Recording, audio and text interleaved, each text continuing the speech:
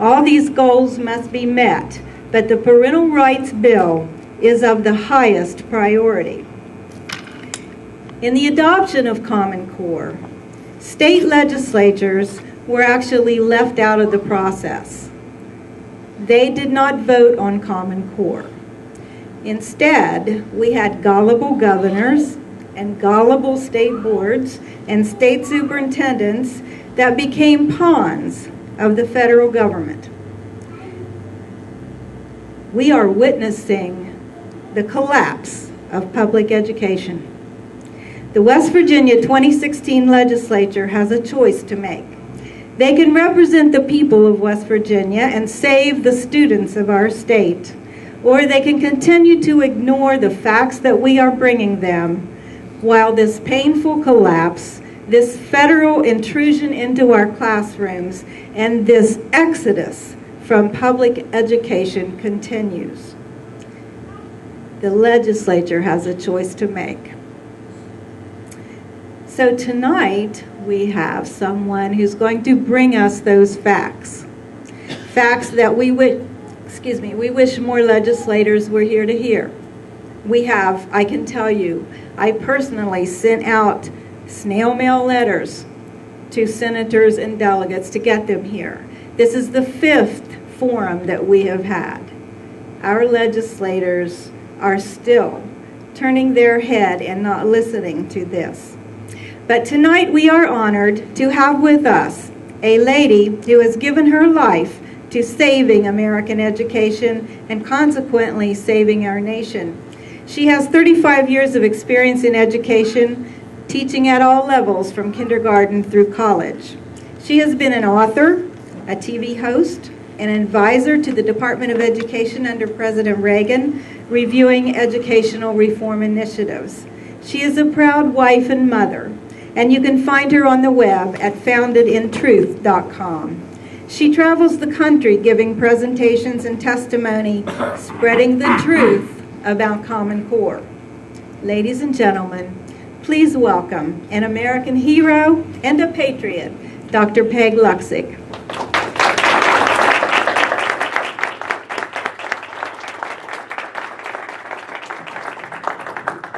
Good evening. Thank you all for coming. As we walk through the presentation, I want you to look at the screen. I'm prettier, but it's more important. So that's the thing I want you to look at, because you're going to be looking at original documents. And what you're going to be looking at in some cases are documents that the state of West Virginia filed with the U.S. Department of Education to either get money or relief from regulations. Sometimes they're internal documents from the department itself. Sometimes they're internal documents from the Smarter Balanced Assessment Consortium. So the reason that we use some of those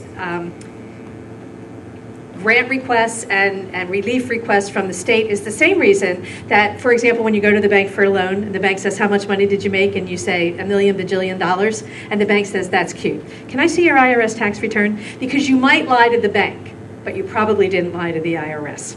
Well, similarly, when the Department of Education in your state tells you that they're doing X, but they told Washington that they're doing Y, in a document that they use to get money or relief from regulations, they're doing Y, because it's not a crime to lie to you, but it is a crime to lie to Washington. So we'll be looking at some original documents tonight as we move forward. I'll ask you to hold your questions till the end. At the end, you can ask me anything you want. I don't put a screen on my questions, except for my weight, which you can ask me, but I will not tell you. Okay, you've already heard about me. This is a long story, but because we don't want to be here all night, we're going to start in the late 80s. In 1989, President Bush the Elder had an education summit with the National Governors Association, which at the time was chaired by a man named Bill Clinton. That summit eventually led to federal legislation. It was called Goals 2000. It was passed in 1994. Goals 2000 broke the tradition of local control. It established national education goals and a national agenda in education. It was met with a huge outcry. The philosophy at that point was something called outcome-based education and school to work, and it became the basis for an enormous amount of opposition across the country. I know, because I was one of the leading opponents then as well. And as a result of that opposition, Goals 2000 wound up with no teeth. So although it forced the districts to set goals, it forced the states into setting these education standards, the hundreds and hundreds of standards, it didn't have any penalties for non-compliance at the district level. That changed in 2001 with the passage of No Child Left Behind, which was George Bush the Jr. So we have a Republican, a Democrat, a Republican, and we'll get to President Obama. So this is not an issue that's tied to either party. And in fact, we have prominent Democrats who are opposing it and prominent Democrats supporting it, and the same on the Republican side with support and opposition. It crosses party lines in a way that's very different than pretty much any other issue. No Child Left Behind was passed in 2001. It was George Bush the Jr.'s signature piece of education legislation. The federal government has no constitutional role in education. If you look at the Constitution, you won't find the word education in it. So how did the federal government get involved? They made money available to the states. And they said, would you like, you should sit in the front, I'm going to use you as an example all night. Would you like this money? And if the state says yes, then you volunteered. And if you volunteered, then you volunteered as a state for all of the requirements that came with the money. The federal government first began giving large amounts of money to the states in 1965. It was called the Elementary and Secondary Education Act. ESEA are the initials. And when you debate this at all, you'll hear ESEA come up a lot. ESEA was part of Lyndon Johnson's War on Poverty. It was the Title I money that comes into the states. When the federal government makes money available to the states, it says you can have this much money for this much time. When the time is up, either the money ends and so the program ends, or the federal government reauthorizes the program by passing a new piece of legislation. The ESEA has been reauthorized multiple times since the 1960s. The 2001 reauthorization of that 1965 bill was called No Child Left Behind. So it's actually the continuation of a bill that's been around since the 1960s. What did No Child Left Behind do? It said that every state had to set content standards and achievement standards in math and reading and eventually science that would be applied to every public school student in the state. Now I know your state doesn't have charter schools, but in states that do, charter schools are public schools. So they apply to every child who is in any public education setting. Why two sets of standards? Content standards. This is what the schools will teach. It's a mandate from the government to the teacher in the classroom. Achievement standards. This is what the child must learn. So it is a mandate from the government to the individual child. Well, that's a radical departure in how the federal government interacts in education. If I move it to healthcare, it's easier to understand. In healthcare, a content standard. Every doctor will prescribe this much insulin to patients who present with diabetes. Achievement standard. Everybody in this room has to have a blood pressure of 120/80. Can I mandate your blood pressure? Well, of course the government can pass a law that mandates it. Will that make it happen? No. But a child's ability to learn is as unique and as individual as your blood pressure. And it can no more, achievement can no more be mandated than a blood pressure level can be mandated.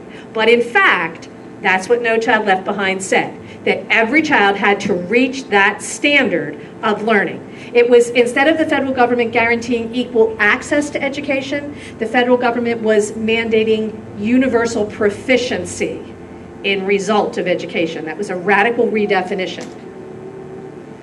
No Child Left Behind said the standards had to be rigorous, and tonight we'll look at how Common Core defines that the state had to define levels of achievement. Advanced is what you think. Proficient is passing. That's, you're good enough. You can do this. And then basic, which means you didn't fail, but it would be like a C- or a D. You barely passed, you know something. You haven't failed. Every state was given, and every district was in the state, was given benchmarks. You have to move every year, this many more children have to be proficient in math and reading and then eventually science. And every year, more kids had to hit the proficient line. It was called adequate yearly progress. That's AYP. And again, when you debate this, you hear these initials. They were federal mandates. So as you're looking at this, we saw Goals 2000 was a federal mandate. No Child Left Behind was a federal mandate. This has never been a state-driven process. It's been a federally mandated process from the very beginning. So when you hear that this is something that the states were doing, the states were only doing it because they were required to do it. How the states did it, they were told that they had to create state assessments that would be given every year, and that was how we were going to measure whether the children were advanced or proficient or basic, and that the children had to move every year so that by the time you finished 12 years after No Child Left Behind was passed, which would have been the 2013-2014 school year, every state had to prove that 100% of the children were proficient in math and in reading. But the states could define proficient however they wanted. So what did they do? Stand up. This is vocal performance. When you can meet the standard, you can sit down, but you cannot sit down until you meet the standard. Are you ready? Okay. Anybody who can sing like Pavarotti, considered the greatest tenor of the 20th century, can sit down. Ha ha ha. Soloist with the New York Met. Chorus member with the New York Met. Soloist with a regional symphony. Chorus member with the regional symphony. Congratulations. Soloist with a church choir. Sings in the church choir. Sings in the shower and enjoys it. Can't carry a tune in a bucket. Can't find the bucket. Oh, here. Okay, now I'm the state. I have to prove that 100% of the children are proficient, but I can set proficient wherever I want. Where am I going to put proficient in vocal performance? Well, I'm going to put it in the shower because that's where you all sat down. I am a teacher in a classroom. I get no reward whatsoever for any child taking one step beyond the definition of proficient. But there are huge punishments if all of the children don't meet the definition of proficient. Where am I going to spend all my time? With Mr. and Mrs. Can't Carry a Tune in a Bucket out there, getting them up to sings in the shower and enjoys it. What about the child for whom the standard should have been a regional symphony or Pavarotti? Well, see, that kid walked in the room, you could already sing in the shower and enjoy it. So you were going to pass the test. So I can ignore you because you will show up as a success. But did education succeed for that child or did it fail for that child? Well, it failed. But it's a silent failure because you would pass the test. And in fact, that's what the research shows. On the other side, what about Mr. and Mrs. Can't Find the Bucket over there? Well, she's going to get ignored too. Oh, you're in the same row. It's very convenient. She's going to get ignored too because the teacher's trying to cut her losses. She knows she can't get to 100%. But they try to get as many as they can to that minimum standard because they're going to get punished if they don't get to 100. What does the research show? In fact, it's been well researched, and it does show that when we put in this standards-based education, that everybody's education goes down and the teachers focus on the children immediately above the minimum standard and immediately below the minimum standard because they're required to.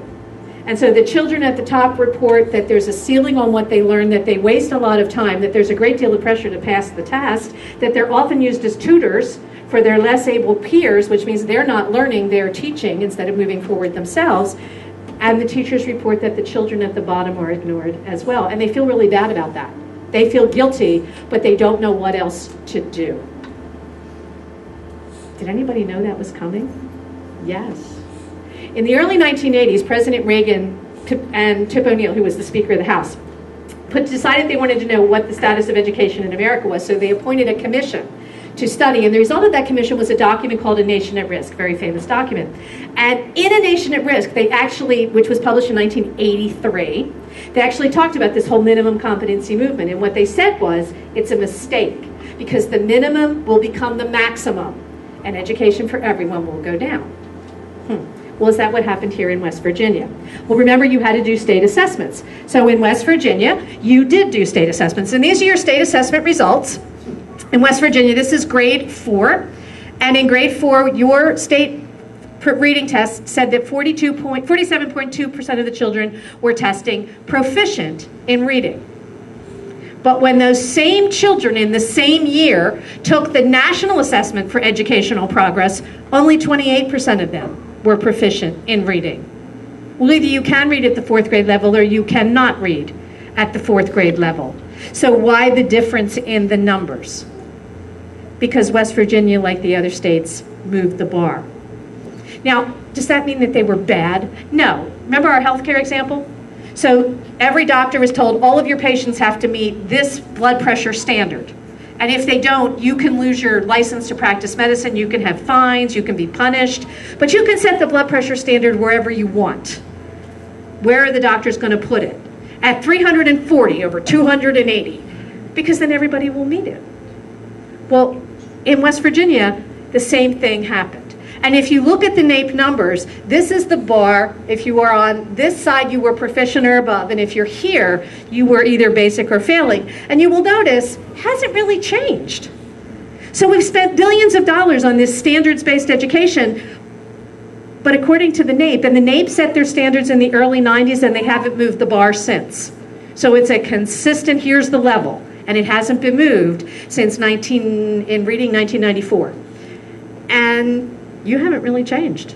Neither has your achievement gap. The percentage of students, the achievement gap between the high performance and the low performance hasn't changed since 1992.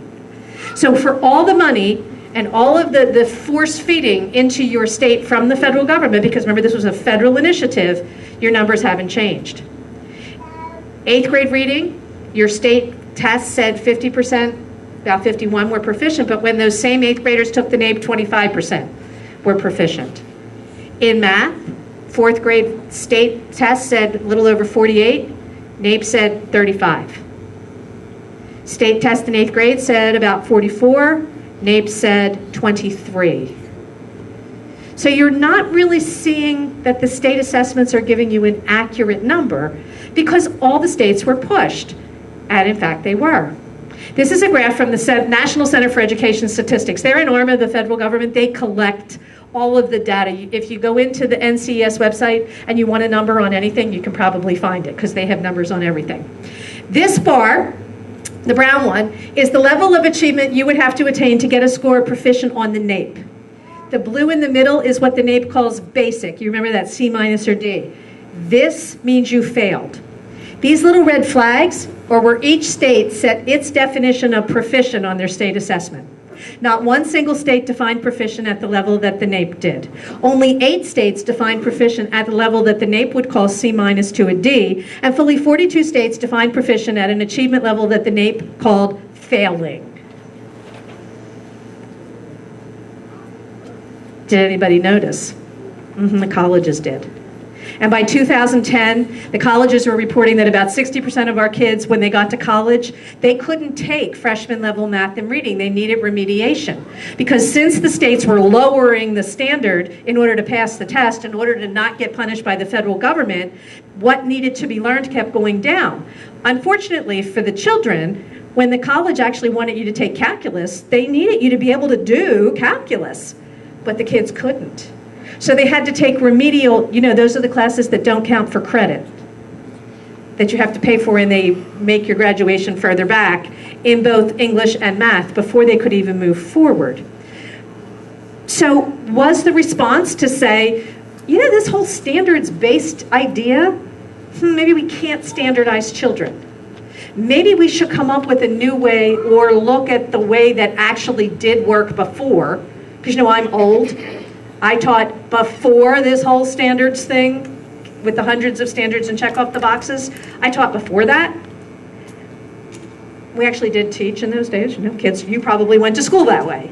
So instead of saying, maybe the idea that the goal of education should not be meeting a minimum standard, but instead should be enlightening a child. So maybe we should rethink this whole mandate. Nope, into the gap stepped the Bill and Melinda Gates Foundation, and this is a grant from their website that they gave to the James B. Hunt Institute, which is down in one of the Carolinas. Mr. Hunt was a former governor, and it was a $2.2 million grant to promote the adoption of rigorous internationally benchmarked education standards. The Hunt Institute's total budget that year was $2.5 million. So if you gave somebody 2.2 of their 2.5 million, you're going to pay a lot of attention to what that donor wants you to do.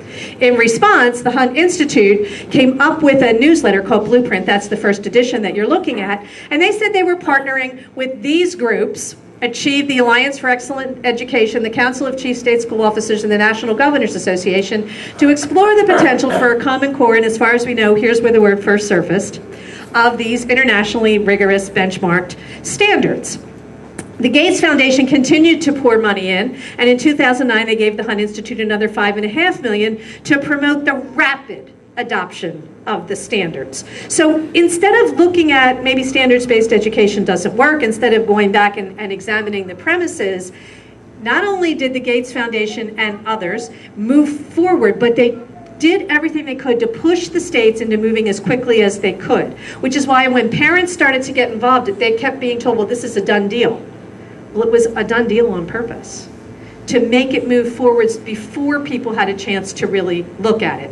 So the Hunt Institute received all of those grants in the 5 years after that, and they continued to publish their newsletter, and this is the second edition, and they said, well, a growing number of organizations have expressed support for these standards, and then they listed all of the organizations that were expressing support for the standards, and then the Hunt Institute was going to respond to this expression of support. So I looked up how many of those organizations got money from the Gates Foundation. 25 million, 10 million, 11 million, 37 million, 24 million, 11 million, 4 million, 4 million, and 11 million. The exception is the National Association of Secondary School Principals, which did receive money before 2008, but they changed their bylaws and didn't take outside money during that time period. So basically, it was a marketing circle. The Gates Foundation gave money to the Hunt Institute to call for the standards, and then the Hunt Institute said, look at all these groups that want the standards, and all of them got money from the Gates Foundation as well, and then the Hunt Institute, with money from the Gates Foundation, responded to the call. So did Bill Gates know something we don't know? No, he doesn't. This is an article from the Washington Post in which he said it would be great if our education stuff worked, but we won't know for probably a decade. In other words, he's experimenting. Mr. Gates sends his children to a school that does not do Common Core. So it's okay to experiment on your kids, but he protected his kids. Now, he was asked, he has spent at this point a little over $300 million, and he was asked why. And again, this is an article from the Washington Post, that his company is going to make cash. Because remember, his company is Microsoft. And Microsoft's website in 2014 actually had a memo called Tech Essentials for Testing Success, how all of the schools are going to have to move to online testing. So that means you're going to have to get out of Windows XP, because that won't be supported, to move into the new Windows. And you'll also need all of the extra support things, because your screens and your processors will have to be up to snuff. And the memo says, well, Macs won't be supported. And so when the Washington Post said, well, wait, you're spending hundreds of millions, but you're going to make billions in taxpayer money back, Mr. Gates was absolutely shocked that anyone would even begin to think that that money was any part of his motive. Well, is that memo correct? You are a Smarter Balanced state. This is right from Smarter Balanced's own, what they tell you the system requirements are. And if you look, you need, not Windows XP, you're going to need, what they recommend is Windows 7, and Smarter Balance does give you a Mac because they're not tied to Microsoft, and all the programs. You're going to need all the new certified stuff. You have to have higher level of all of the hardware to go with it. It goes on to talk about how you will also need to purchase all of the new screen size, headphones, security systems, keyboards, pointing devices, form factors, and a new network. And they say that's just the minimum requirements, but of course you probably should do better than that. So I think it's pretty obvious why Mr. Gates has spent so much money promoting this process. Remember, the Hunt Institute said that they were working with other groups. One of the groups is Achieve. And Achieve actually became one of the leaders in the development of the Common Core standards. They're not one of the owners, but if you pull Achieve's tax records, like you know how you file a IRS tax return, their tax return is called a Form 990. And in their tax return for these years, you will find that they actually paid the lead writers for the Common Core state standards. So the folks who were the lead writers got their paychecks from Achieve between $180,000 and $185,000 per year each. Was about what they got paid. Achieve said they were partnering with others and that they were working at the direction of 48 states. That's a lie. Not one single state legislature anywhere in the country appropriated one single penny to achieve for the purpose of writing standards that would be mandatory for the children of that state. Not one single state legislature anywhere in the country passed legislation authorizing Achieve to write standards that would be mandatory for the children of that state. In fact, as the standards were being written, Achieve was visiting state departments of education, marketing the standards and telling them if they signed an agreement to use them, they would be eligible for federal raise to the top funds. So the states didn't ask Achieve to do it. Achieve did it with Gates money and then sold it to the states. It wasn't led by the states, it was fed to them after the fact. As the standards were being written, people wanted to know, well, who's writing them?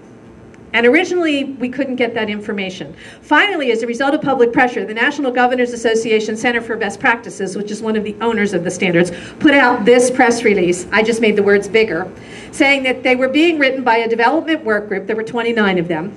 They were composed of content experts from Achieve itself, and remember I told you they paid them, from the ACT and the College Board. There were no K through 12 classroom teachers in that 29 folks. There were no freshman level college professors. If you want to know what does it take to succeed as a freshman in college, don't you think you'd ask somebody who teaches freshmen in college? But they did not. These folks were basically testing experts, policy wonks. The document went on to say that the deliberations will be confidential throughout the process. In other words, secret. We don't know who chose those 29 people. We don't know why they were selected. We have no minutes of their meetings. We don't know who did what inside the process. We don't know what standards they looked at. We don't know why they picked the standards that they chose. We have no research from them whatsoever. The process was and remains to this day a secret.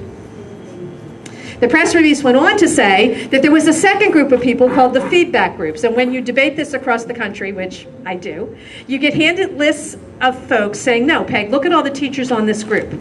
They were in the feedback groups. The feedback groups could make suggestions, they could ask questions. But as the press release says, the final decisions would be made by the 29 people in the work group. The feedback group, they were advisory, not decision making. Now, my husband and I have 6 kids. They were all girls except for 5 of them. It's an IQ joke. How'd you do? And when they were little, every night they could ask me for a lollipop. And every night I could say no. And I didn't have to give a reason and my decision was final. The feedback groups, they were the children. And the work group was the parent. The work group didn't have to give a reason for anything that they said and their decision was final. Finally, there were validation committees. Originally, there were 30 people on the validation committee, and they were people nominated from across the country who were supposed to look at the standards and look at the research and make sure it was benchmarked and ask for why did you do what you did. If you pull the documents, you will only find 25 signatures, but there were 30 people. 5 refused to sign. 3 of the 5 have been totally silent, and nobody says their names because they would like their privacy respected, and we do that. 2 of the 5 have been very public in their opposition. One is a gentleman named Dr. James Milgram. He taught math at Stanford University for more than 40 years, and one was an English language arts expert named Dr. Sandra Stotsky, who actually was part of the Massachusetts State Board of Education and worked at the University of Arkansas, and they have been very public in their opposition, saying they asked for research and never got any. Internationally benchmarked with whom? Got no answers. Now, normally if there's a committee and you are asked to vote on something, you get a majority report and a minority report. You know, the people who didn't agree and have dissent or have a different opinion. But there was no minority report. The response of the Common Core folks was just to delete anybody who didn't agree, which makes it look like it was unanimous, except that it wasn't. So they just removed the names of the people who didn't sign, and none of their comments were included in the final document. Now, if you go to the Common Core website, and this is the Common Core website, you will see that the Common Core standards are copyrighted. They're owned by 2 trade organizations, the National Governors Association Center for Best Practices, and the Council of Chief State School Offices. They are headquartered in Washington, D.C. They are actually, the National Governors Association Center is actually not made up of the 50 governors. It's a private nonprofit organization. They file their own separate tax return. And they, when you use the standards, you must put in a copyright notice that it's owned by these two groups. Unless you're a state, and the states didn't have to tell the citizens that the standards were actually copyrighted to two private nonprofit organizations. But the website has a little bit more information than that. Have you ever bought a car? You probably came here in a car tonight, so I'm assuming you have. You can go and you can buy the brand new car, you know, the one with the 100,000 mile or 10-year bumper-to-bumper warranty. That's just amazing. Well, maybe you can't afford that. So you go and you buy one that's gently used. You know, like if the 2016 models are coming out, so you buy the 2015. That was the dealer model that has the balance of the manufacturer's warranty on it. Maybe you can't afford that. So you go to a dealer and you buy a more used car that has the dealer's warranty, 90, 120 days, the engine, the transmission. Maybe you can't afford that. My youngest son is beginning his senior year in college, and last year, when he was a junior, with great pride and $850 and a lot of help from Mom, he bought his very first car. And you know what it said in the window, right? As is. Meaning, as soon as you sign this document, even if you can't get the car off the lot, it's your problem. The Common Core website says that the Common Core state standards are provided as is. You know, like the oldest and most dilapidated cars. And the website goes on to say that the owners of the standards assume no liability whatsoever for any harm that comes to a student, a teacher, a district, or anyone else who uses the standards. In fact, if you use them, you waive the right to seek legal redress against the owners of the standards. So the owners of the Common Core state standards do not stand behind their product to the same extent that Sears stands behind a power saw. Did anyone notice? Yes. While the standards were being written, people did notice. This is an article from the Washington Post talking about how early childhood experts began looking at the standards and realizing there weren't any early childhood people on this committee. So where are we developing the standards? And when the draft first came out, one of the early childhood experts from Hawaii, she was the chair of the advocacy committee of the National Association of Early Childhood Teacher Educators, said the people who wrote these don't appear to have any knowledge whatsoever of how little ones learn. They're not research-based, these folks found. Why? Because see, when something is research-based, it goes like this. I develop the product, and then I give you a copy, and I give you a copy, and I give you a copy, and I say, could you test it for 6 weeks or 6 months? And then I come back and say, did you like it? What did you like? What did you not like? And then I revise it, and then I do that again. But the Common Core state standards were developed in secret, and they were plunked into the marketplace as is. There was no research circle. They didn't test the standards, and they never asked for any feedback. So by definition, it couldn't have been research-based because they didn't do any research. The article goes on to talk about how the Common Core folks, developers, said they received 10,000 comments. They published 24 out of 10,000. They didn't talk about a comment that they got that was signed by more than 500 early childhood professionals, including teachers and pediatricians and child psychologists and researchers. And those 500 plus people said that they had grave concerns about the core standards for young children, that the standards conflicted with compelling new research in cognitive science, in neuroscience, in child development, and in early childhood education about how young children learn, about what they need to learn, and about how to teach them in kindergarten and the early grades. Among the 500 plus signers were the 3 past presidents of the National Association for the Education of Young Children, which is considered the foremost authority on early childhood education in America. 11 copies of that were hand-delivered to the writers of the Common Core state standards. They were ignored. And when the standards were finally published in their final form, Dr. Carla Harwitz, who's from Yale, said, a lot of our most experienced early childhood teachers are just giving up because the standards will hurt children, and these teachers will not participate. Well, was her prediction correct? Yes, this is testimony from Mary Calamia. She is a licensed clinical social worker in the state of New York. She testified in front of the New York House and Senate education committees. And she talked about how she really didn't know anything about Common Core except she started to get these phone calls.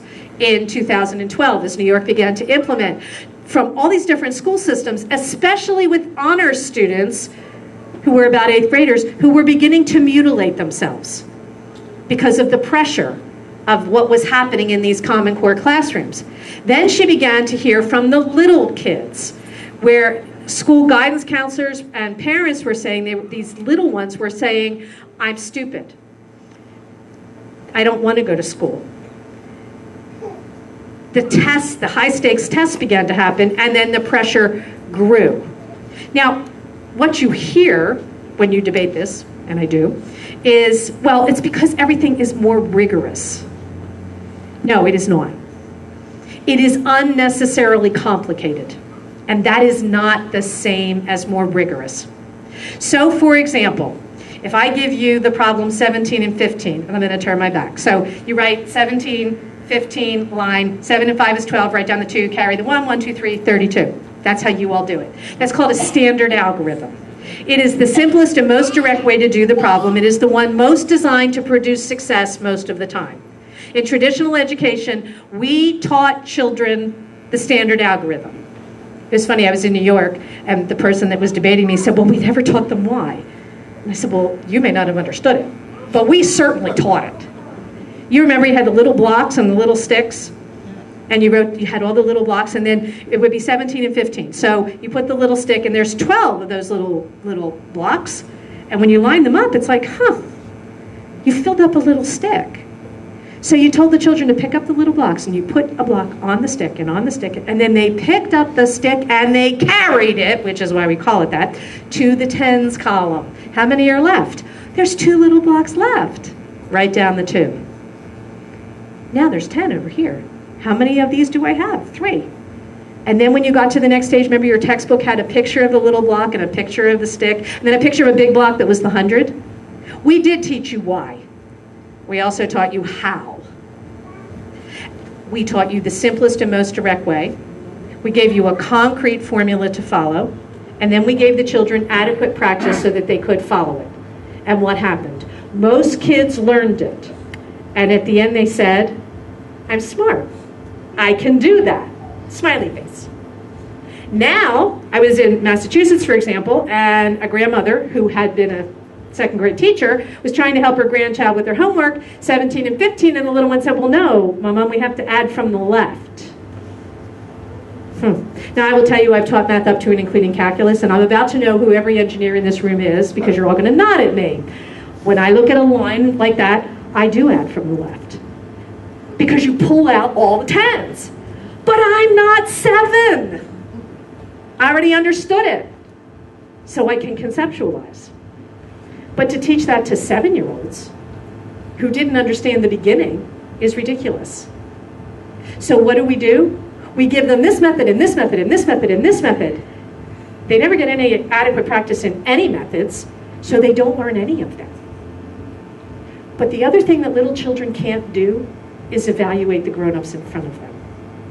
So when the grown-up in front of a 6-year-old or a 7-year-old or an 8-year-old says, well, here, you should do, like, the child immediately assumes, I must be able to do this because otherwise the grown-up wouldn't hand it to me. And so if they can't, they say, I'm stupid, because they have no place else to go. They can't say the program is stupid. So they must be. Well, you know, if you convince someone under the age of 10 that they're stupid, they will believe it for the rest of their lives.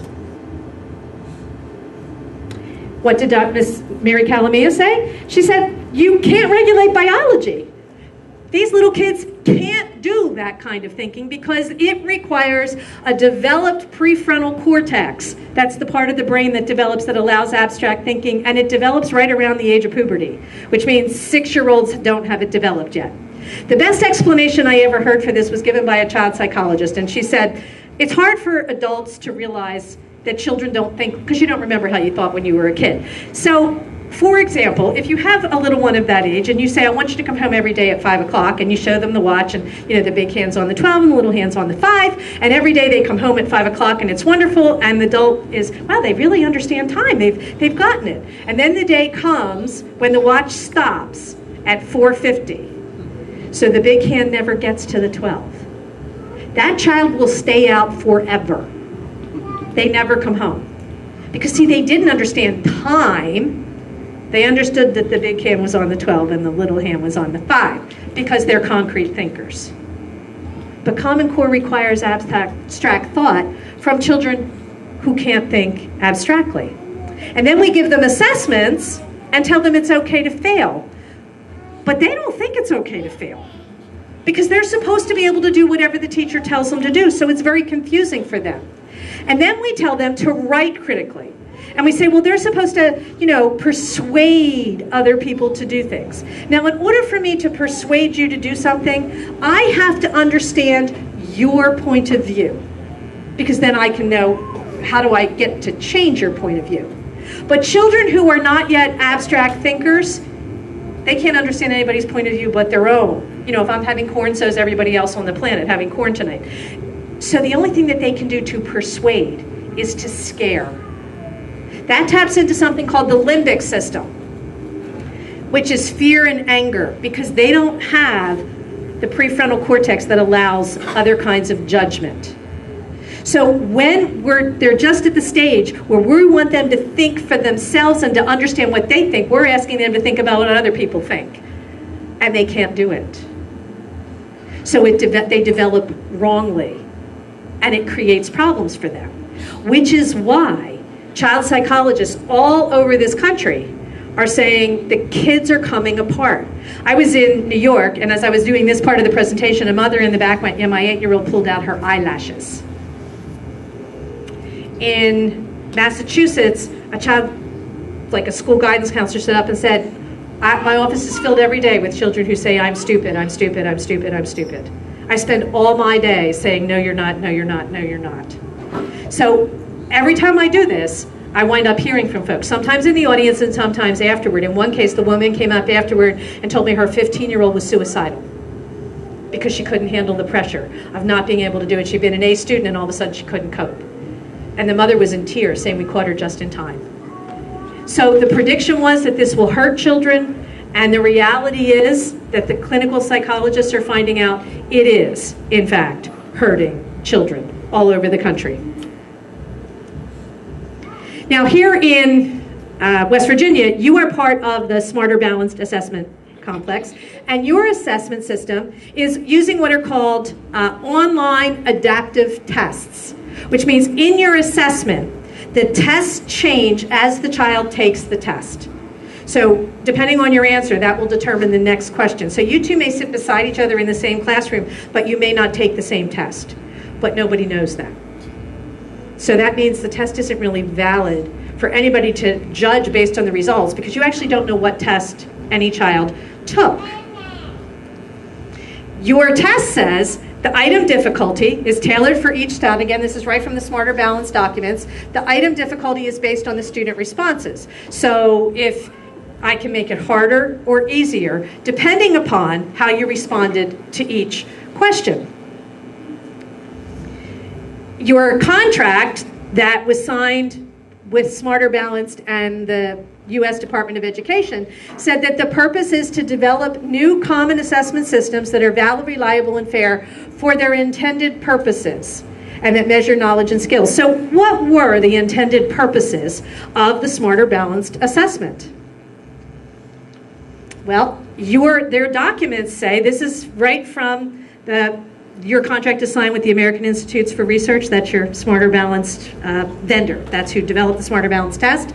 And this is a document called Improving College and Career Readiness by Incorporating Social and Emotional Learning. That doesn't sound like math and reading, does it?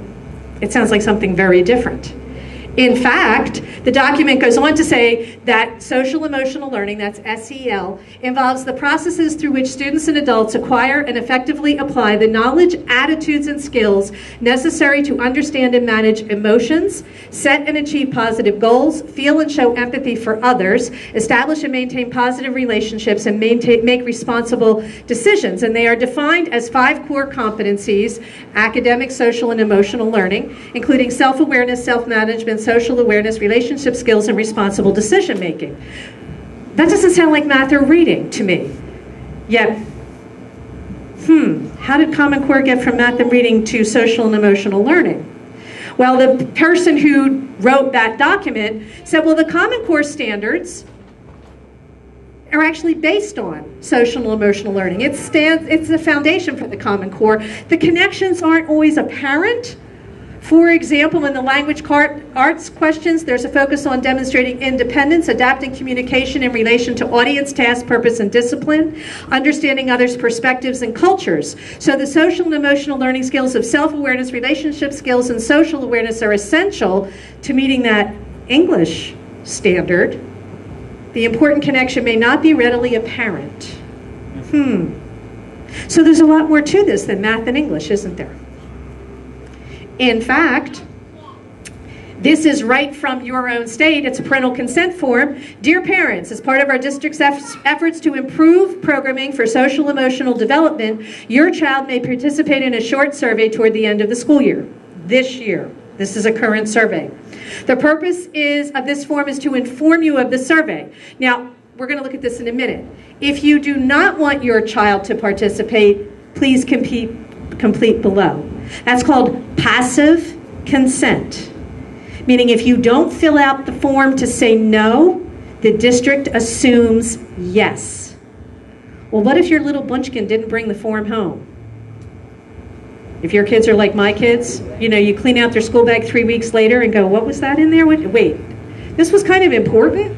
And what does your bunchkin go? Oh yeah, I was supposed to hand that to you, Mom, but they were playing outside or a television program came on or my friend called and I forgot.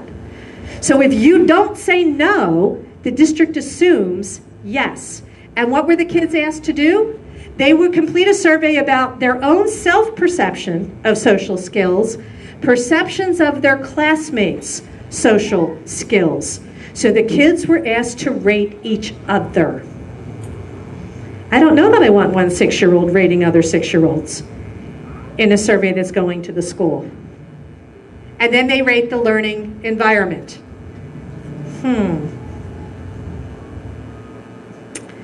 Your contract, again, says that in the Smarter Balanced, the recipient will develop an assessment system, you're the recipient, that measures student knowledge against all of these standards that covers the full range. So if the range includes social and emotional learning, and the evaluation is evaluating the full range, then are we evaluating more than math and English? Well, the obvious answer would be yes, in fact, we are. And the assessment system will produce data that will go at individual student data. So the data is at the individual child level from the assessment. The data will go, the ED is the U.S. Department of Education, and the student level data has to be able to be made available for research and to the U.S. Department of Education. So the assessment creates and collects student level data that then moves from your state to Washington and is made available for research. That contract was about $159 million plus an additional $15 million that the feds awarded. The grantee, that's Smarter Balanced, must provide access to any and all data collected at the state level to the ED, that's the U.S. Department of Education, or its designated program monitors. So all student level data had to move all the way up to the Department of Education by contract. Once the money changed hands, you didn't have a choice. And the student level data had to be made available for research as well. Here's your agreement with the American Institutes for Research. Remember the vendor that did Smarter Balanced. Your state, this is from your state of West Virginia, your Department of Education, and then Smarter Balanced. Here's the agreement that you signed with the American Institutes for Research. It was about a $73 million agreement. That's how much money changed hands. And in the agreement, what you always hear when you talk about data and you start arguing it, what you hear is, no, no, no. There's the Federal Education Rights and Privacy Act, and that's going to protect your data.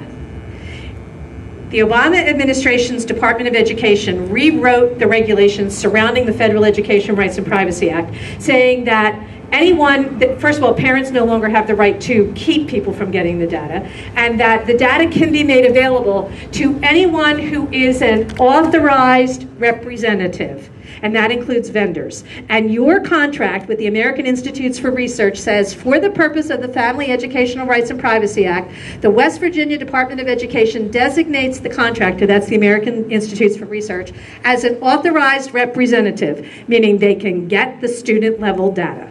And it's right in the contract that you signed with the American Institutes for Research. So is your state protecting your data? No, they sent it to, and they talk about confidential information. It's any and all personally identifiable student information.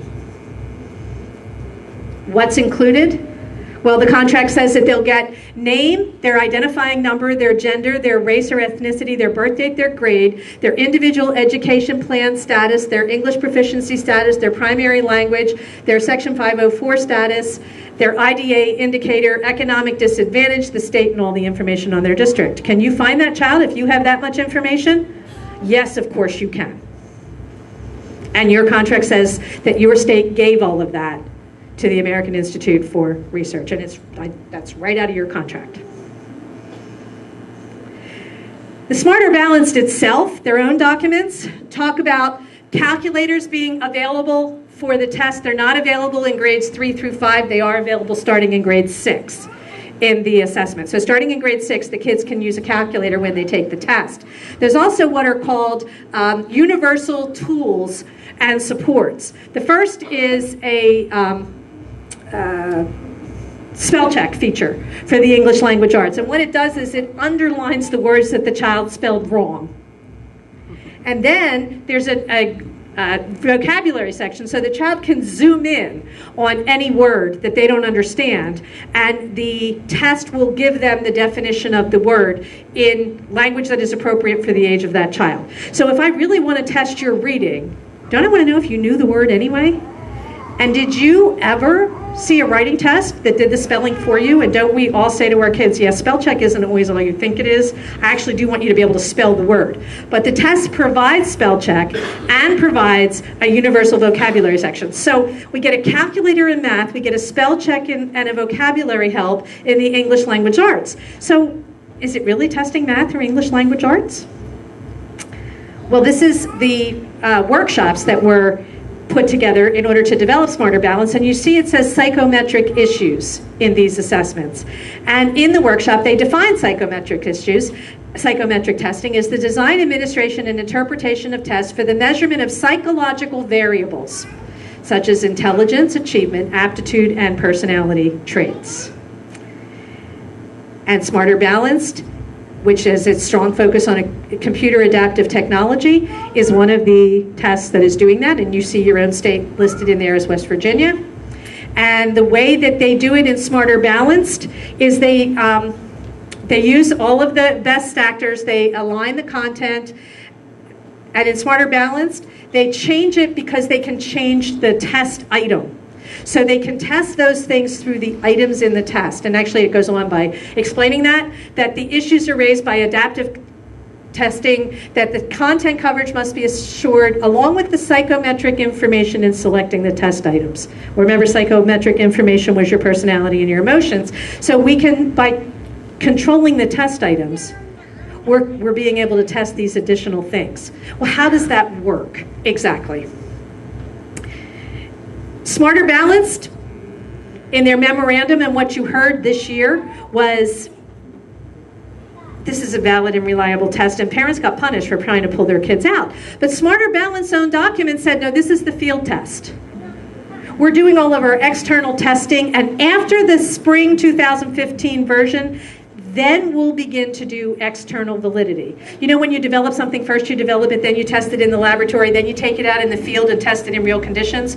Well, this year was the field test, meaning they didn't know if it worked or not. They weren't really sure. So your children participated in an experimental test. Now, Smarter Balance got that $159 million that we saw in the first contract, and the American Institutes for Research here in West Virginia got another $73 million to implement the test. Normally, when a company develops a product, if you've ever watched how drugs are developed, the drug company, they pay for their field tests. They pay people to administer the test, and then they bring volunteers in who know they're volunteering. And depending on how much time and effort or whatever you're losing, you either get paid or maybe they just buy you a beer. But these companies, they got paid by the taxpayer first to do the test, but then by getting to use all of your school districts as the field test, you paid for the test administrator, so you paid twice. Because all of your teachers, they weren't paid by American Institutes for Research, they were paid by your districts to do a field test for American Institutes for Research, which meant their profit went up, but you paid twice, and all of your children were the compulsory volunteers for someone's research project. Now there's another word for compulsory volunteers. We fought a war in this country to get rid of it. Apparently that prohibition didn't apply to children, because your children were used as lab rats in a field test experiment. And in the testing, well, this is one of the practice tests. It was actually looked at and adapted by Steve Rasmussen is a math educator. He actually really likes Common Core until he looked at the Smarter Balanced test. So we're only going to look at 2 problems in the whole practice test. This is the first problem. And in the problem, one person's car can drive 77.5 miles on 3 1/10 gallons of gas, and the other person's car can drive 99 1/5 miles on 3 1/5 gallons of gas. So how far can each drive on 1 gallon of gas? And this is what the child sees on the screen. And they're supposed to move the little car to put it on top of the right answer. So they have to take their mouse and they have to drag the car. The problem that arose as this guy went through the test is when you drag your little car, it jumps to the nearest whole number. So if the child did the test and said the answer is 25 1/4, there's no way on that number line that the computer will let you put the little car at 25 1/4. If you try to put it at 25 1/4, it will jump back to 25, which means I don't know if the kid did the problem right or not. If I'm evaluating the test, I have no idea. If they thought the answer was 25 1/2, it might jump to 25, which says the answer is right when the answer is wrong, or 25 1/2, depending on exactly where they put the cursor, it might jump to 26, which is still the wrong answer, but it's not the wrong answer that the child got. So for me to be able to evaluate the mathematical ability of that child, this question tells me exactly nothing. But what if I were testing the frustration tolerance of that child? How long will that child keep trying to put that cursor at 25 1/4? How many times will they try to drag it off the jump point? If that's what I was testing, this does really, really well. Second question. A circle has a center at coordinate 6, 7 and goes through the point 1, 4. A second circle is tangent to the first circle at the point 1, 4 and has the same area. What are the possible coordinates for the center of the second circle? Show your work or explain how you found your answer. So it tells me about a circle and it gives me a coordinate point. Now coordinate points are based on that XY axis. Remember you took when you were in high school? So X is this and Y is that. So if you were given a problem that says the coordinate point is and they're tangent, what would be the first thing you would do? Wouldn't you draw an XY axis and then draw both circles? The computer won't let you do that. The only thing the child can do is write an essay. Can you imagine trying to write an essay about that? Again, is that a math question? Not hardly. Not hardly. But if I wanted to test frustration tolerance, that's a perfect question. How long will the child spend attempting to figure this out and write an essay when a circle would do it in 2 minutes?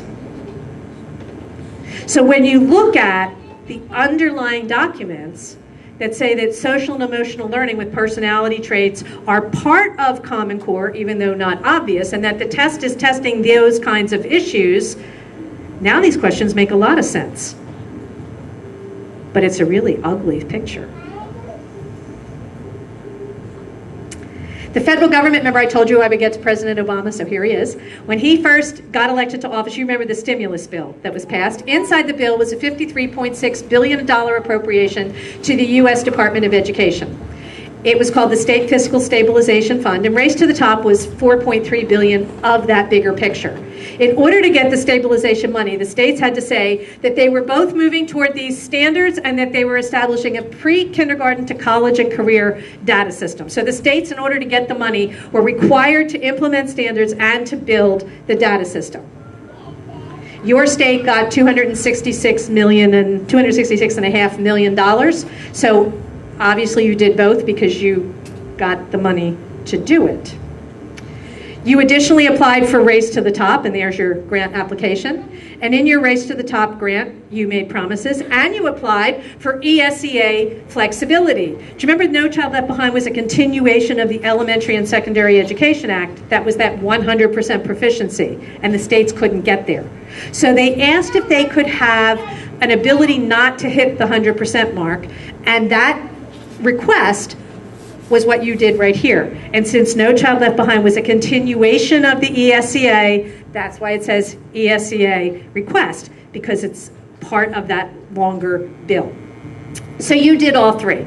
You asked for, you got stabilization money, you applied for Race to the Top money, and you tried to get out of the requirements of No Child Left Behind by asking for flexibility. When the federal government puts grants, I used to read hundreds of these when I worked for the US DOE, and they really want you to do something, they give you what's called an assurances page, meaning the feds write the language. So the states can't say, we're required to, okay, we're gonna write this big long paragraph kind of airy-fairying around it without really doing it. When the feds really want you to do it, they write the language, and then you just sign it at the bottom.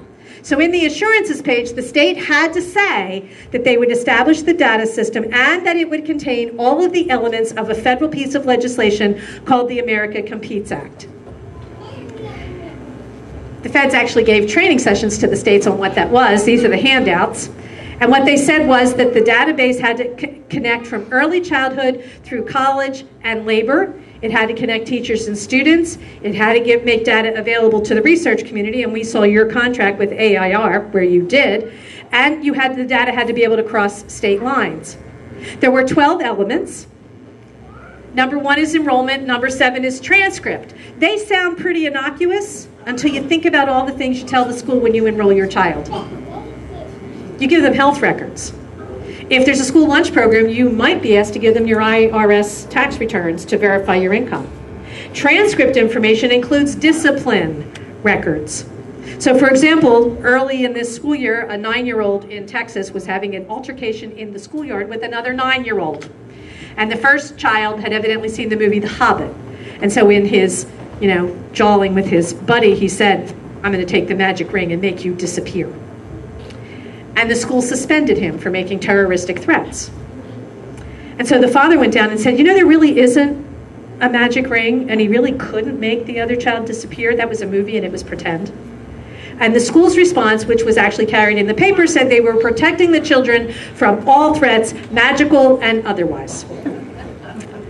Except that child's permanent record says he was suspended for making terroristic threats. And it doesn't say because he saw The Hobbit. So discipline records can be very damning to a child. It includes an identification system for students, and it has to be able to share the data from preschool through college. It was called a P through 20 system. P was preschool, K through 12 is what you think, 13, 14, 15, 16 is college, 17, 18, 19, 20 is the workforce. It started in 06, 07 with this, moved up here to include college and early education, and with this new stimulus money, there's your labor data, your financial records, and your health records. In Tennessee, they actually call it the 360-degree view of the child. Here in West Virginia, you actually got additional grants on top of what you got from the stabilization money. This is a grant for another $4 million, right from the National Center for Education Statistics. And in your grant, you said, well, we're going to link the state data systems with early learning, post-secondary workforce, social services, and other critical agencies. So it's not just education data. You also are doing a 360-degree view of the child. If your family's ever been involved with mental health, or someone in your family perhaps has had an alcohol issue and been involved with any of those agencies, those things are all linked together. You are part of what's called the Common, it's from the US DOE, the Common Education Data Standards. There's tons of them. I'm going to give you just one sheet. They're in alphabetical order. You can go through and look at it. But included in that, you've got dental issues. Like, do you have dental insurance? What kind of dental screening did you have? Discipline records. Here in West Virginia, you're not supposed to be able to put those things in the database, but the federal government requires that they be included. Your Race to the Top grant said you've developed a partnership with the Department of Health and Human Resources to gather early childhood data, that they maintain records on children receiving pre-kindergarten through their birth through 3 programs, and that data is connected, as well as post-secondary information and the workforce data are connected together. It actually comes from the U.S. Department of Labor. It's called the Workforce Data Quality Initiative. It supports the development and enhancement to the databases to integrate workforce data and link them to education data. The states will incorporate their workforce data into their education data systems. The states will use them to follow individuals through school and into and through their work life. The goal is to enable workforce data to be matched with education data to create a data system beginning with pre-kindergarten through post-secondary all the way through entry and participation in the workforce and employment services. So it's a lifelong tracking of the children. Second piece that you had to say you would do to get the money was to implement the standards. And again, the feds held training sessions. And the first thing they said was, this is cradle to career education. That's a redefinition of education.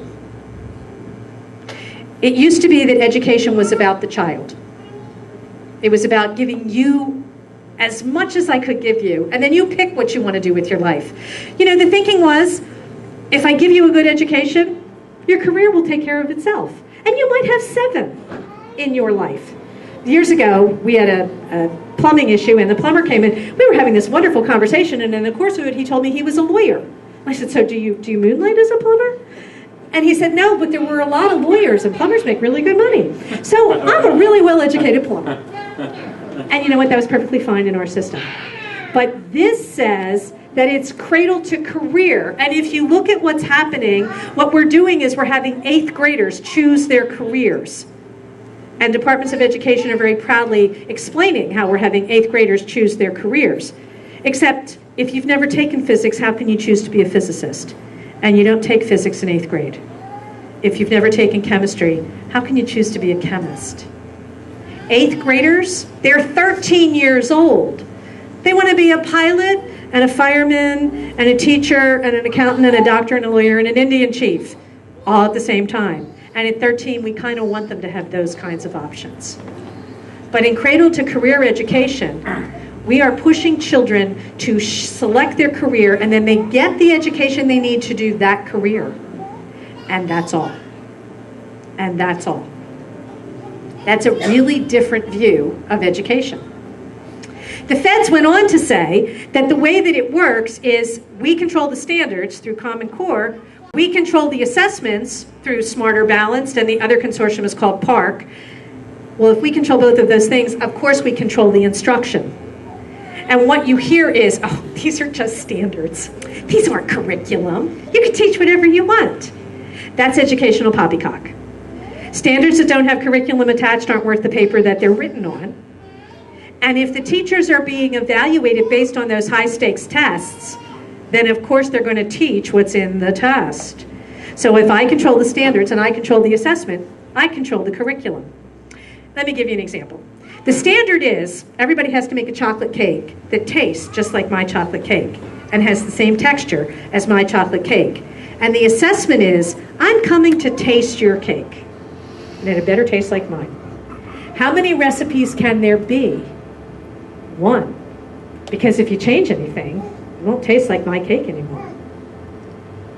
If I control the standards, what has to be taught, and I control the assessment, how I measure how you taught it, I control what you teach. And the feds told them that in the very first training sessions, all the way back in 2009. As the standards were being written, people started to have some problems. William McCallum was part of that 29-member work group, and he attended the National Conference of Math Educators with a draft copy of the standards, and the teachers hated them. They said they were too complicated in the early grades, that why are we moving so fast? We're not seeing any research. And he said, well, we're moving so fast because the federal government is using Race to the Top money to get states to adopt the standards sight unseen. So for example, if you looked, remember your Race to the Top grant application that we looked at that was dated in January of 2010, promising to adopt standards that were made public in June of 2010. So your state board promised to tie every student in the state of West Virginia in a public school to standards that hadn't been written yet. It's the ultimate pig in a poke. But it was federal money. But he told the math educators, don't worry, because these standards won't be too high. Certainly in comparison with other nations where math education excels. He was echoed by Trevor Packer, who's the senior vice president of the College Board, who told the American Association of School Superintendents that calculus sits outside the Common Core standards because Common Core slows the math progression down.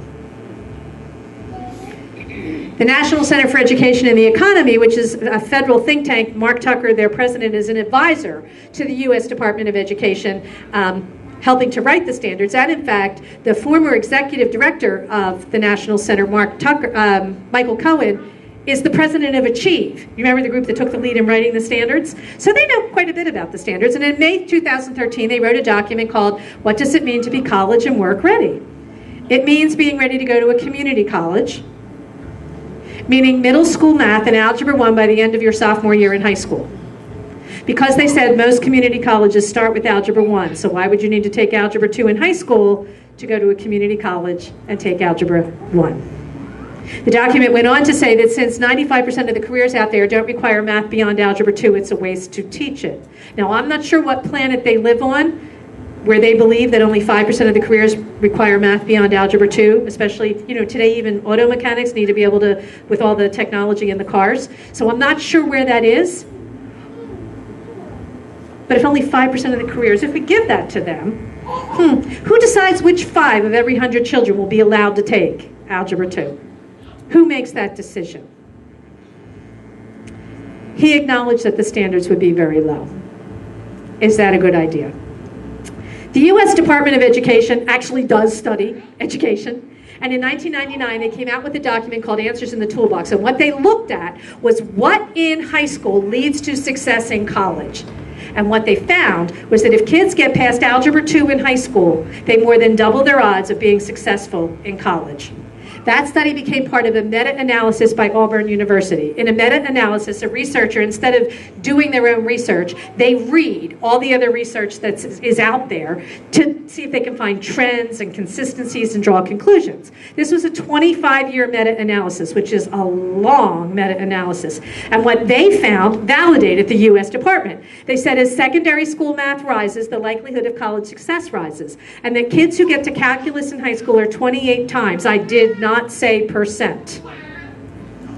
Times. That's 2,800% more likely not just to finish college, but to be a high achiever in college, regardless of their race, their socioeconomic status, the kind of high school they went to, or the major that they take, because the skills of higher math translate. Thinking in a straight line, breaking a problem down, being able to persevere through something that is initially a little overwhelming. That translates to anything. Now, is that saying every kid should get to calculus? Of course not. Is that saying every kid should go to college? No.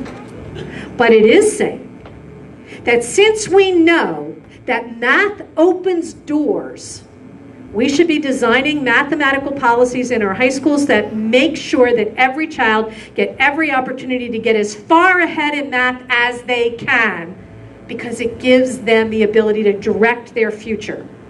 And Common Core is doing exactly the opposite of that. It's closing doors we need to have open. How is it that the Department of Education in 2015 doesn't know what it did know in 1999? Well, what about English? In the English standards, it's called close reading of the text, meaning you're only supposed to look at the text itself. So this is a training thing that was actually handed to me in a Common Core teacher training session. It was the Gettysburg Address, and what the teachers are told is you're only supposed to talk about the words of the Gettysburg Address. And the document said you are not supposed to ask why the North and the South were fighting. You're not supposed to ask the children if they've ever been to a funeral. You're not supposed to ask them if equality is something worth fighting for. You're only supposed to talk about what Lincoln said, which is kind of ironic, because in the Gettysburg Address, Lincoln said, "The world will little note nor long remember what we say here, but it can never forget what they did here." But in Common Core, you can't talk about what the soldiers did. You can only talk about what Lincoln said, which is exactly backwards. In the English Language Arts, and this is an actual 12th grade Common Core textbook, it's by Pearson. And the reason that I picked Pearson is that Pearson is the largest single publisher of Common Core materials. They're also the company that makes more of the state assessments than anybody else. They have 39% of the market just by themselves. They are in partnership with Microsoft for all the remedial materials. When kids don't pass the test and they need to go into remediation, Pearson and Microsoft are the partnership that again has the dominant share of the market.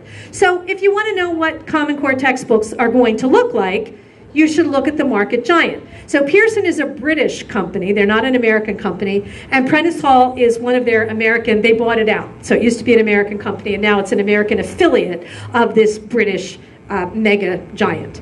And in the 12th grade textbook, what it does on the very first page, the very first thing that they tell the children is that every selection in the book is available in audio format, and that there's an audio summary. So the first thing you tell 17-year-old teenagers is that you don't have to read a single word in the book. You don't even have to actually listen, because we'll give you an audio Cliff Notes.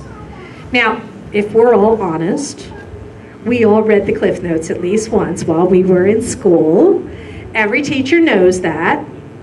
And I didn't care if you read the Cliff Notes first, but I actually did want you to read the words that Shakespeare wrote. So I designed programs that made it so you couldn't pass unless you actually read Shakespeare. But the publisher gives them the audio form, and then they give them the audio Cliff Notes. Now, it's funny, I was in Tennessee, and a teacher said, well, I mean, no teacher would do that. And I looked at her and said, so obviously you've never been in a classroom with 17-year-old children. Because if you tell the 17-year-old children they don't have to read it, they're not going to read it. They're going to go to the audio Cliff Notes. Now, I like to end with good news. This is my granddaughter. She was making cupcakes. She's 2. Why am I showing her to you? Well, she's adorable. But because you have a face that looks just like that in your life. That when you see that little face, it makes your heart sing. In the state of Pennsylvania, the Department of Education and the State Board came to testify in front of our House Education Committee defending Common Core. And in their defense, they called the children widgets. And they used the word. And they went on to say, and this was actually quoted in the Associated Press, that we need to look at education this way, because if you go to a McDonald's in one city and you buy a hamburger, and then you go to another city and you buy a hamburger, it's the same hamburger. So no matter where the children go to school, shouldn't they all come out the same?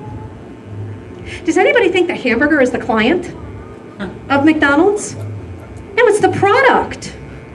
When did our children move from the client of education to the product of education?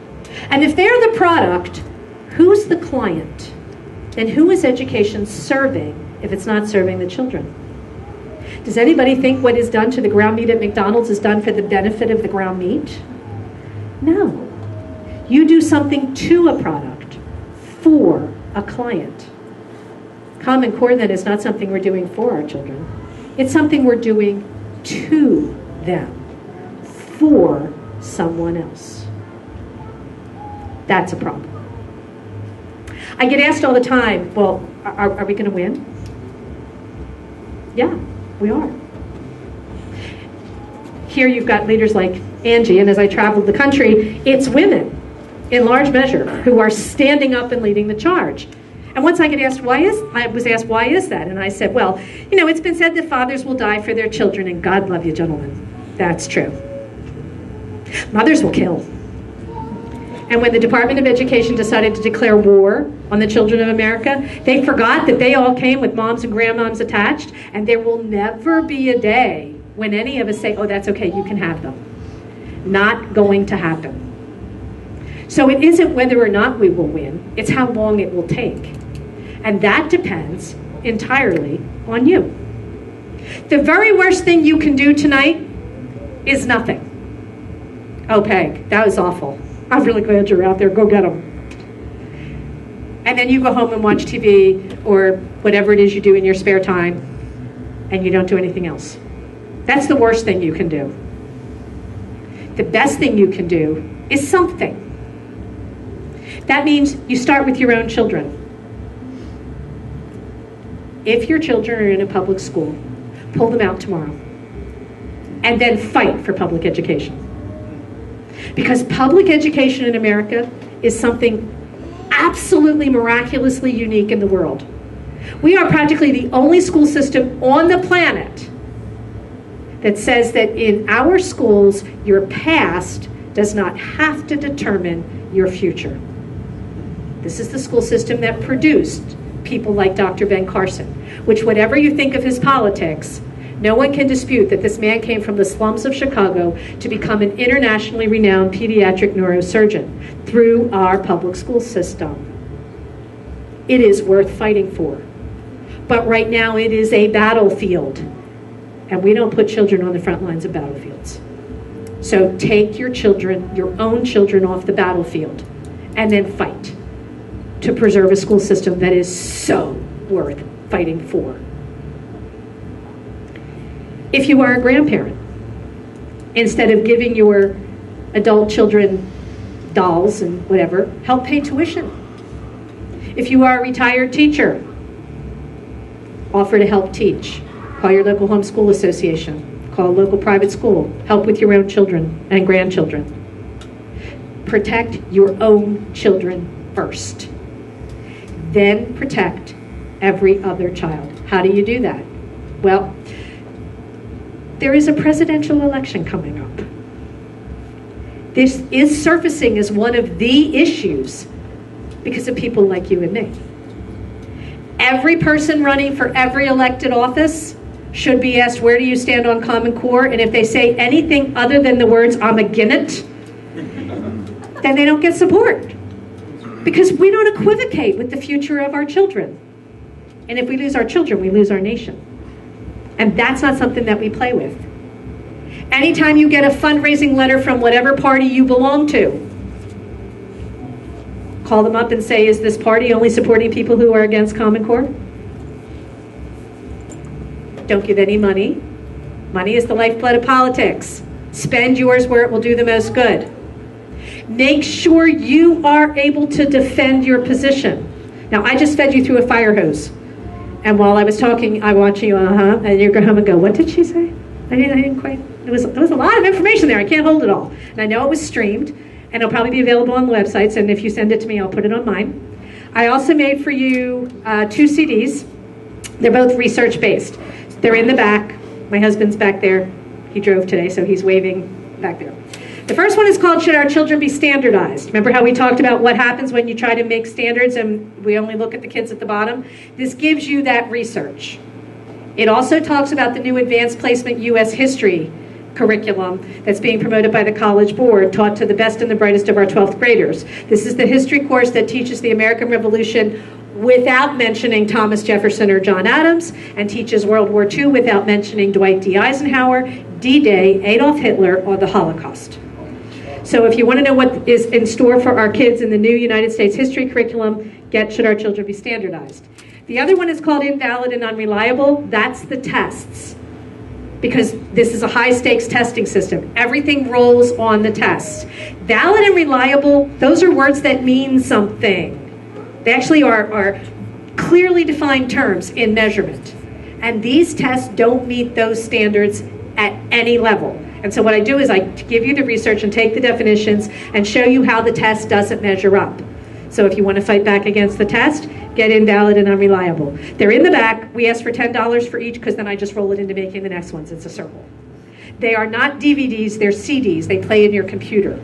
So walk out with them. Make sure you get some and then have a party in your home and show them to friends and neighbors so that more people understand. My website is called Founded on Truth. It's free. You can sign up to get a weekly blog or sort of week. I travel a lot, so I don't always get one in every week. Again, if you want to give a donation, yay, but you're not required to do that. And you just go to foundedontruth.com and sign up. Get involved with people in your own state like Angie and Henry here to make sure you're informed of what's happening in your state. Follow up with state senators. We've got some elected officials right here in the front who cared enough to come tonight, who are willing to stand up for you. Make sure that when they run for office, you stand up for them with dollars and phone calls and door knocking, because it has to be a two-way street. Believe me, the Bill Gates of the world are pouring money into defending these standards. So make sure you know. Write letters to the editor. Pick the one thing that floats your boat and makes you crazy, and write a short letter to the editor. It is the most read section of the newspaper, and your friends and neighbors will respond because of what you thought. Make sure you attend school board meetings. You have a school board person who cared enough to come tonight. Make sure that if you're in, I don't know what district you are, but whatever in his district, you thank him for coming and then ask him where he stands. And if he's against it, make sure you're there for him at his election time. And if he's not against it, make sure you let him know that that's not a really nice place for him to stand because there's children at stake. So talk to elected officials. There's t-shirts in the back. Those are walking advertisements. It almost doesn't matter which of those things you do. Pick one or 7, but do something.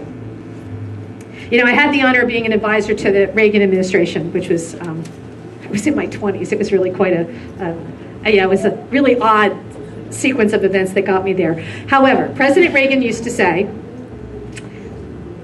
freedom isn't part of our bloodstream. It doesn't automatically go to the next generation. We have to defend it. We have to preserve it. We have to teach it to our children. Because if we don't, we may find ourselves having to tell our children about a United States where men and women used to be free. I have no intention of ever having to have that conversation with my granddaughter. And I came here tonight to beg you to join me. Thank you.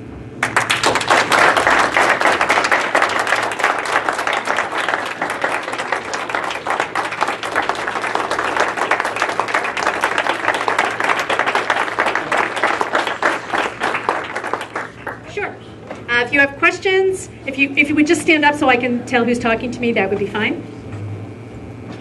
Yes, ma'am.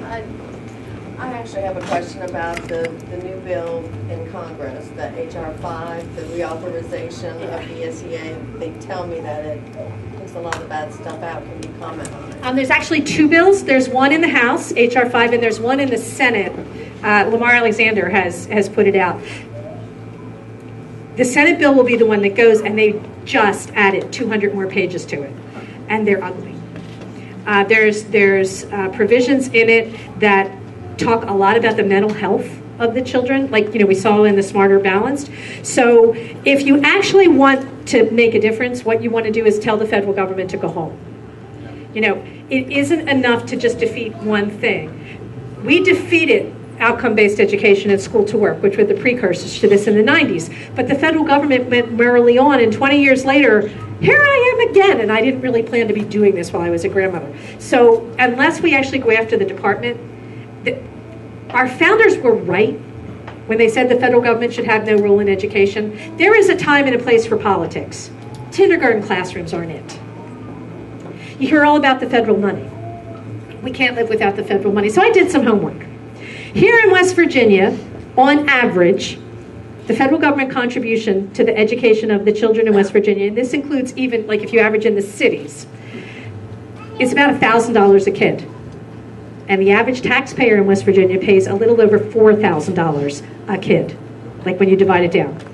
So why is it that the federal government, which pays this much, gets all the attention, and the local taxpayer, who's paying that much, gets no attention at all? It's time to tell the federal government to take their 2 bits and go home. You know, I'll hand you the 2 bits.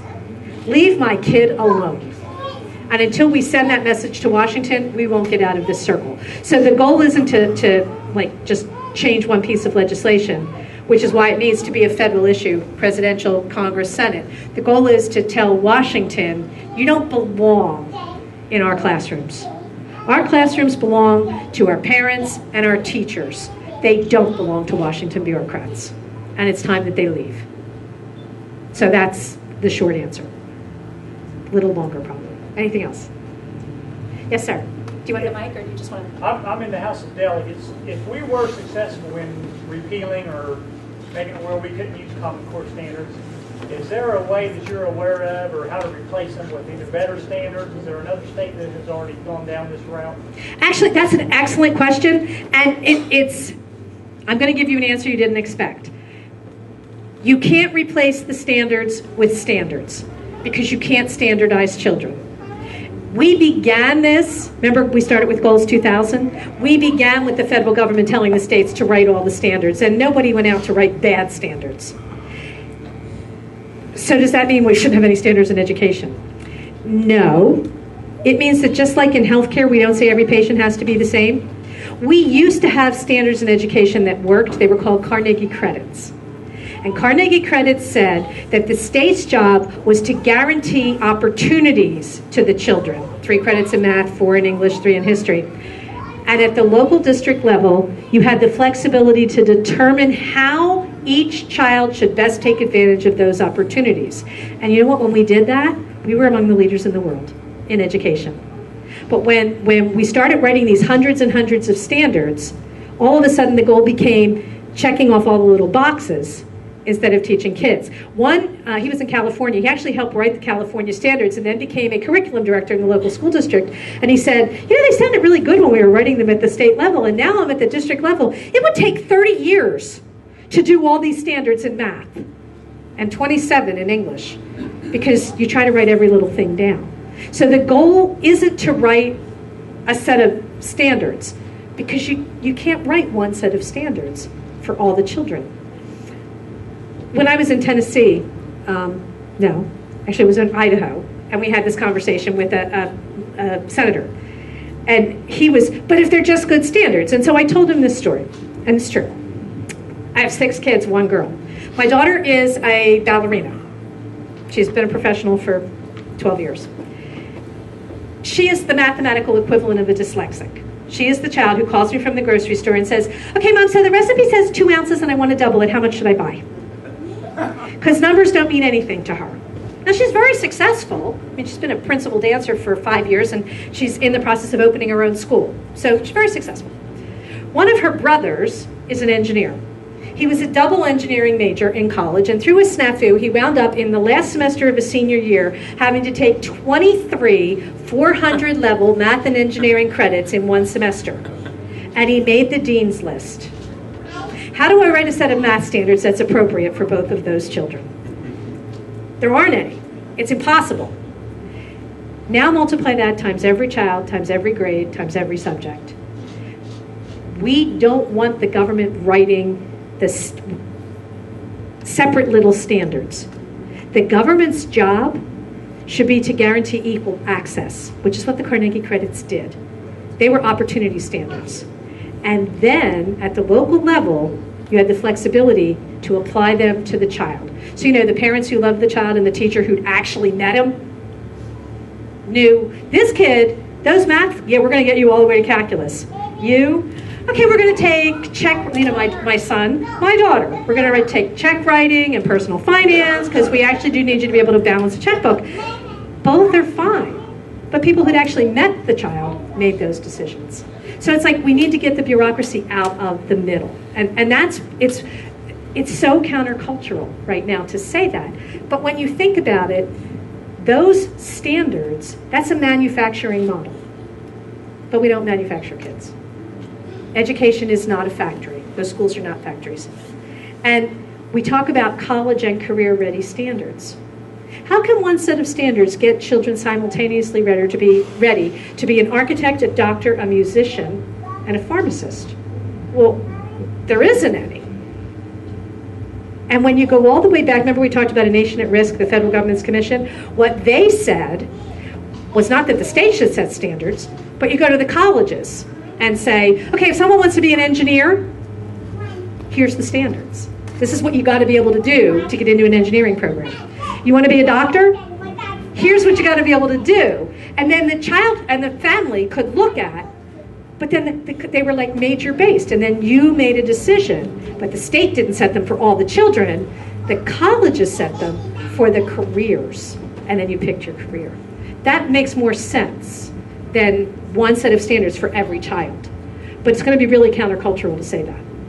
But that's actually where we need to go. Well, to follow up on that question, sure. Then, a chunk of the money, I think it was $91 or $92 million of federal money is tied to being college and career ready. Our standards have to be deemed college and career ready. So if we were to not have standards... Would you lose the money? No. Title I money, the No Child Left Behind money, that's Title I money, and that's your bulk, that's your $91 million. It's what's called a formula grant, which means it is directly tied to the poverty numbers in your state. You don't sign a contract to get it, and what you do is you turn in, I have this many children in this, and it's like each district, and then within the district, each school. And there's a huge formula that the feds use, and the money is tied to the poverty numbers. You don't lose the money. You may lose some flexibility in how you spend it, but you won't lose a penny of it. Although, frankly, I would love to tell the federal government, keep your money and give us back our schools. But the reality, the legal reality is the money isn't tied. The grant of the money itself is not tied to anything you do. It is absolutely in what's called black letter law, meaning it's not the regulations, it's the language of the law itself. It's tied to the poverty figures of your state because it was part of Lyndon Johnson's war on poverty. So you can't lose the money. Okay. Would it be fair to say then that by losing the waiver, it actually is putting the money where it was intended to go to the most needy children? Yeah, pretty much. Yeah. Thank you. Welcome. Yes, ma'am. As a legislator, I would appreciate having the documentation of all these statistics of where the money came from, where it was going, what the requirements were. Because, as you said, we were fed with the fire hose. This is the third meeting that I've attended. And each time you do grab certain things, but as far as we need the facts and the figures to present to people when we're out in the public and they're going, oh, but you've got to do this because West Virginia's going to lose all their money. We hear that so many times. We're going to lose our money, and what are we going to teach the children if we don't have standards? Right. So, and I also want to make a comment, having certified to teach in 1972. I thought the problem started when we started social progression, and we were passing little Johnny on so that he'd feel good about himself because his buddies that were on his baseball team were all going on, and he may not know how to multiply, he may not know how to read, but we're going to pass him on. Yeah, and sadly that did happen in way too many cases. So you're right, that did happen. And it shouldn't have happened, but it did. If you can get, there are 6 or 8 actual... You know what, if you guys put together a list of specific questions that you want me to, because I did this for Idaho. Actually, I'm still working with the assistant state superintendent in Idaho. And he just, when he bumps into something, he sends me a specific question, and then I send him, here's the federal document that answers it. Right. So if you send, and just go into Founded on Truth, there's an info at, if you go there, it winds up eventually on, like, if it's from a rep, it eventually winds up on my desk. They just send it through to me. I will answer you. And that way, I can give you what you need the day you need it. And I've been continuing to work with a number of states to do that. So I know the ones that are in here, the ones that are on the education committee. Yes. We need it. Yes, so if you send me, and I know there's a million of them, so if you send me I want this, I'll find it for you. Thank you. You're quite welcome. Yes, sir. Isn't this kind of really like, I understand you stop kind of corporate, like a kid holding his finger in a dike? Wouldn't it be a lot easier just to focus our efforts on getting rid of the Federal Department of Education that the Constitution doesn't even provide for in the first place? Yes. I mean, it just makes more sense to focus your efforts on that. Doesn't that solve all your problems at once? Yes, which is why we talked about making it a federal issue. But in order to get people to understand why, you have to start with what they're doing. So, you know, it's kind of like I need to tell people what's going on so that they understand what this is why we need to do this. But yes, as we talked, you know, I've walked the circle a couple of times, and until we tell the feds get out of our schools, we're going to be here again and again and again. With a new thing, they're always going to dream up new crap for us. Once you stop this, they'll have something else. Yeah. Well, you know, it's kind of funny. It's always the same thing because it's always about control. It's the same. If you go back and read the documents on outcome-based education, you would swear you're looking at Common Core. There's actually a video I did in the early 90s called Who Controls the Children? My hair was not white then. And people have found me through it saying it's the same, they're doing the same thing. It is the same thing. They've circled around again. So you're right. Several times. Exactly. Exactly. And yes, they are the problem. They need to go home. Yes, sir. Yes. My question is, how did Common Core affect homeschooling? Because there's a huge homeschooling community in our county too. Right now, it doesn't. That varies. It varies from state to state. In New Jersey, there's actually a lawsuit where the state is attempting to force the homeschool families to teach the Common Core curriculum. But there is an organization called the Homeschool Legal Defense Fund that goes to court to protect the rights of homeschoolers. And they're very active, and they do a good job. Like, they fight hard. So right now, homeschoolers are free from the requirements of Common Core, as are private schools in West Virginia, although some of them have chosen to participate, but your state regs don't require them to participate. So private schools may or may not choose, and you need to ask. If you're considering a private school, you need to ask them, but they're not mandated, and homeschoolers are right now free, which is kind of interesting. As this moves forward, the SAT is being revamped to be Common Core compliant, and an increasing number of colleges, now there's over 1,000, who are saying they're not even going to look at the SAT scores. And many colleges are now actively recruiting homeschool kids to get around what's happening in the public school curriculums. I will tell you, it just came out a couple of weeks ago, homeschooling in America increased by 61.8%. I think in the last 2 years. The number of homeschoolers that increased just this past year is larger than the population of the city of Seattle, because people are voting with their feet to protect their children. So we are seeing parents pushing back, which is a very helpful thing to see them pushing back. We're also seeing parents pushing back in the public schools. I work with a number of folks who just got elected to school board in like 5 different states to try to stem the tide and push back. So there's, parents are stepping up to the plate, which is a very positive thing across the country, as are, frankly, taxpayers who may not have children in the schools, but they're paying for them, and they understand that it's our future. So we're seeing that happen as well. Yes, ma'am. I'm a homeschooler. We're starting our 6th year. The legislature that's here, they get plenty of letters about Common Core from me. And I would like to say it doesn't affect us for the most part. A lot of our curriculums are starting to go Common Core, and there is a website out there. It's Homeschool Roadmap, hsroadmap.org, I think, that will tell you which curriculums do and do not align to Common Core. But there are some that are starting to go that way. Many of them are.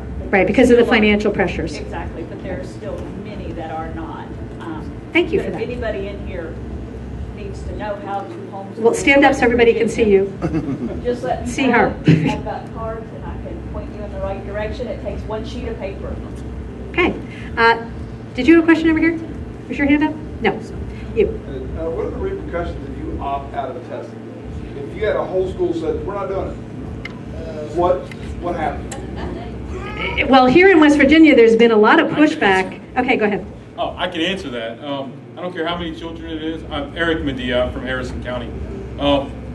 The punishments are actually, the state board told each county, we encourage you not to punish children for their parents opting them out. We have emails that verify that. Each individual county, therefore, can determine what to do with the child. So if an entire school opted out, all the children there opted out, the principal could simply say, well, you're all suspended for 3 days. You're all whatever. I guess you could be expelled at the end of it because there is no set standard for punishment. Now, I understand that here in your state, that's why you're doing the parental rights bill, right? Correct. In the next, to do that. The federal precedent is that parents are the primary educators, and so the state really shouldn't be doing that. So in New Jersey, the state attempted to force parents, and a bunch of parents got together and started writing letters citing all the federal court cases, and the state backed down. In New York, over 200,000 children this year opted out of the tests. 9% statewide. Some districts had 82% plus opt-outs. I was speaking in Long Island, and beforehand I went into this little pizza shop just to grab a piece of pizza, and a man came in and we were chatting, and we were talking about the whole thing, and he had a bunch of little ones. It turned out he was the assistant principal in the local school, and 74% of the kids in that school opted out, including his, of the test, and he basically said, go get them. In Seattle, in one of the schools, 100% of the children opted out, and the same thing happened in a school in New Jersey. 100% of the children just refused to take the test. So the opposition is growing across the country, but some states, unfortunately yours is one of them, there's some pushback. There is no repercussion to the district. The reason that they push the 95% number is because if more than 5% of the kids opt out, it corrupts the data. The database they can't get the data that they need from the database. So the 95% participation is because if you get more than 5, you corrupt the database, and that's where the number came from, is they're trying to hold that. But the reality is, if you look at I was in Delaware, and in Delaware they were attempting to say the children are required to take the test. And federal law says that. So I pulled the law and brought it in and said, no, federal law says you must administer the test. Nowhere does it say that any child has to take it. Yes. Don't they use the participation rate in the testing to grade the schools? That's my we've been told understanding that as from well. Yes, from well, the they teachers' don't standpoint. exactly They're paranoid grade about the it. schools, but you can't be like there's 4 levels of schools, and so they're saying, the feds are saying that if you don't have the participation rate, you can't be the highest school. But what is happening, for example, in New Jersey, where the kids opted out, the response of the district was to say that the children who opted out were not eligible to take the test, so they didn't count them against their participation rate. The school worked around it administratively. Yes, sir, in the back. I was wondering, what steps should we take, like Eric was talking about, where the kids were punished, or they've had a letter put in their file, or something to that effect, where they refused to do the test, or we refused them from taking the test? The first thing I would do is contact your legislators so that they know. But there are also legal, like the homeschoolers have the Homeschool Legal Defense Fund. There's the Rutherford Institute. There's a couple of legal think tanks, legal action things that will help defend you in those cases. And and their names are not hitting my head, but if you Google, they'll pop right up. There's the Thomas More Center. They're in Michigan, I think. Rutherford is in Virginia, which is right next door. So there's a bunch of them. There's the it's ACLJ. It's the counterpart to the ACLU. It's called the ACLJ for Law and Justice instead of the ACLU letter. So they're in Virginia as well. So if you Google ACLJ, and they are beginning to step in to represent parents and fight for parent rights. And they're public interest law firms, so they're you get charged on your ability to pay. Now this, if this goes on the record, how does that affect them? And as they graduate and go to college? Well, that's part of what the fight is about. That in some cases and even here in West Virginia, they took it off some of the kids' records, but then said they had to serve the suspension, but they did take it off their records. Yeah, Steve, that happened to my child, by the way, and all the children in Harrison County. They erased it off of the RISA database, the punishments, but they made them serve the punishments anyway, even though they were erased off the database. So, Well, if I'm not mistaken, I believe in Wayne County, they had a letter, but all of our kids that opted out had a letter put in the file. yeah, I would ask about that. And that's where you need to talk to attorneys. So contact, it's Rutherford, Thomas More, ACLJ would be 3 I would recommend. And if you Google them, there's a bunch of them and they'll pop up. I don't know who it is here in West Virginia, but I know that there's more. Anything else? Yes, ma'am. As far as the U.S. Department of Education, is that something we talk to our senators or Yes. House members to ask them to write a bill to Get rid of abolish it? Yes, and there is actually, there's a congressman in New Jersey, Congressman Garrett, I think is his name, and he has legislation that basically says that the states would keep their own education dollars, so they wouldn't go to Washington and the money would stay in the states. And I forget what the bill is called, but it's actually, he's part of the Constitutional Caucus to get rid of the US DOE, and there's actually a piece of legislation out there that already exists that begins to move in that direction. And it's a congressman from New Jersey, and his name is Congressman Garrett. He's actually a good guy. I've met him. So good guy. Yes, sir. Countrywide, what's the status as far as states opting out?